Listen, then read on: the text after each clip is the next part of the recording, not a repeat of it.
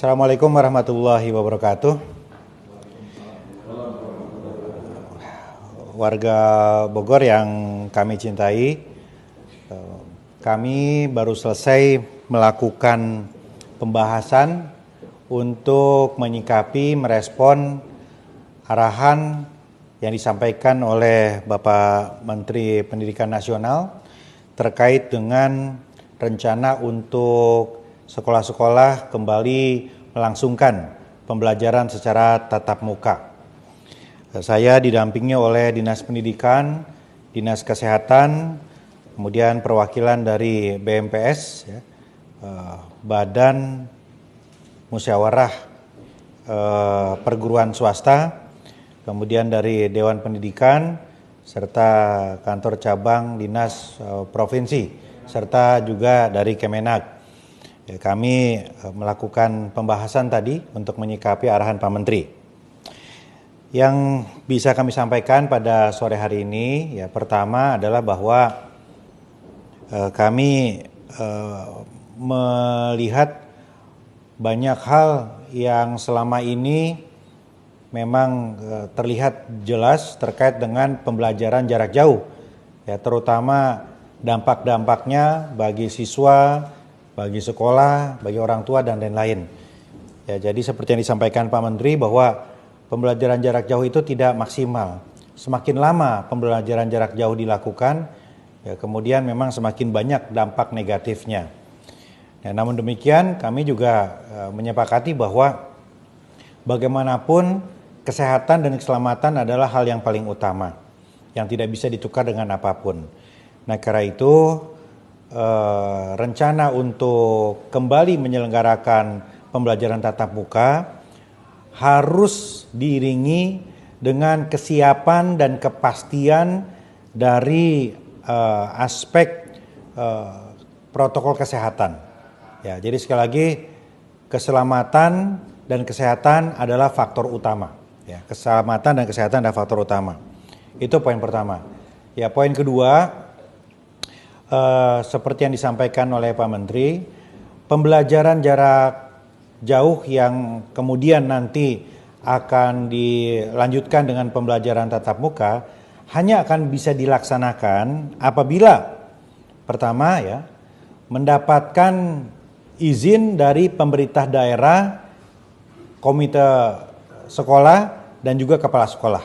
Jadi sekali lagi, pembelajaran jarak jauh yang dilanjutkan dengan pembelajaran tatap muka itu bisa diselenggarakan atas izin dari pemerintah daerah, disetujui, disepakati oleh komite sekolah dan juga kepala sekolah. Artinya kalau hanya kepala sekolah saja tanpa didukung oleh komite sekolah ini nggak bisa. Jadi komite sekolah dalam hari ini orang tua adalah unsur yang penting yang harus memberikan izinnya itu. Kemudian kami juga menyepakati bahwa pembelajaran tatap muka bisa dilakukan pada bulan Januari, dimulai pada tanggal 11 Januari secara bertahap. Jadi tidak sekaligus, secara bertahap. Dan bagi sekolah-sekolah yang ingin mulai melakukan pembelajaran tatap muka bisa mengajukan permohonan kepada pemerintah kota. Dengan catatan sekali lagi permohonan itu pertama didukung, disetujui, disepakati oleh komite sekolah. Itu pertama. Dan kedua, menyiapkan secara rinci terkait dengan 3 aspek utama. Pertama adalah konsep atau sistem pengajarannya jelas. Seperti apa pengaturan jadwal pemberian mata pelajarannya, pengaturan kelasnya dan lain seperti apa, itu satu, sistem pengajaran. Yang kedua adalah kesiapan protokol kesehatannya. Jadi harus memenuhi daftar periksa. Jadi nanti Dinas Pendidikan akan melakukan sosialisasi daftar periksa apa yang harus dipenuhi oleh semua sekolah. Misalnya kesiapan termogan, kemudian kesiapan apabila ada peristiwa darurat gitu kemudian hal-hal lain. Itu aspek kedua. Dan aspek ketiga, selain tadi pertama sistem pengajaran, kedua protokol kesehatan, yang ketiga adalah juga lingkungan sekolah. Kami tidak ingin apabila sekolahnya sudah siap, sistem pengajaran juga sudah baik, protokol kesehatan di dalam sekolah baik, tetapi di lingkungan sekolahnya kemudian anak-anak sangat berisiko untuk kembali berkerumun, mungkin di kantin depan sekolah, mungkin di warung atau lain-lain ya. Dan kami pun melakukan koordinasi dengan aparatur di wilayah dan juga Dinas Perhubungan untuk mengantisipasi apabila terjadi penumpukan di angkutan umum dan lain-lain. Jadi yang harus kita antisipasi bukan saja kondisi di dalam sekolah, tetapi kondisi ketika siswa berangkat dan pulang dari sekolah menuju rumah.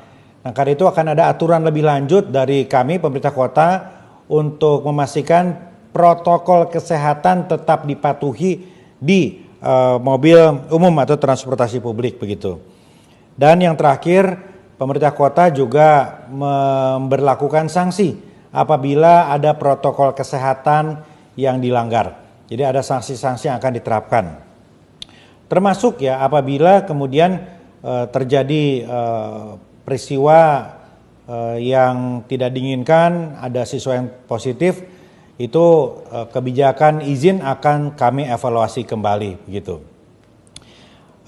Begitu pada prinsipnya. Jadi Dinas Pendidikan akan mulai melakukan sosialisasi kepada seluruh sekolah untuk menyampaikan kebijakan ini, dan sekolah diminta untuk menyiapkan, mulai membicarakan dengan komite sekolahnya apakah ingin mengajukan ya. Nah, tetapi apabila tidak ada kesepakatan dengan komite sekolah, maka sekolah itu belum bisa melakukan pembelajaran tatap muka. Intinya dari apa yang kami sampaikan adalah semua bergantung kepada dua hal. Yang pertama, izin dari komite sekolah dan orang tua. Dan yang kedua adalah kesiapan dari sekolah untuk protokol kesehatannya. Saya kira itu ya. Pada perkembangan berikutnya tentu akan kami sampaikan lagi hal-hal yang lebih detail dan teknis. Terima kasih. Wassalamualaikum warahmatullahi wabarakatuh.